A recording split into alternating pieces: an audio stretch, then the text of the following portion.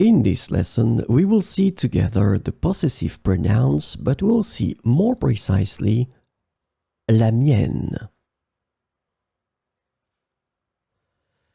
So, of course, the question is, what are the possessive pronouns? Well, they replace a noun previously mentioned to avoid repetition. This is the concept of the pronouns in French to replace a noun that was mentioned. They are used to indicate ownership or possession. So that's the important thing, and that's the reason why we call them possessive pronouns. And the last thing that is quite important, they agree in gender and numbers with the thing or things being possessed. So you will have to choose your pronouns according to the gender and the number of the things they replace. So this lesson is about la mienne.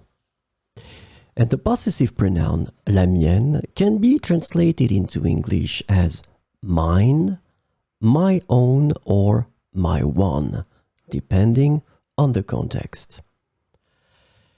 And don't forget that la mienne is féminin singulier. So we will see some examples with la mienne.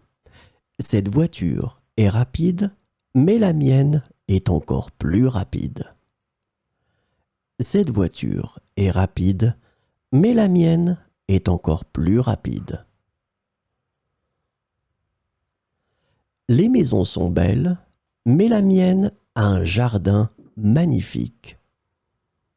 Les maisons sont belles, mais la mienne a un jardin magnifique. Son opinion est intéressante, mais la mienne est plus appropriée. Son opinion est intéressante, mais la mienne est plus appropriée. Ta peinture est très joyeuse, mais la mienne est très sombre. Ta peinture est très joyeuse, mais la mienne est très sombre.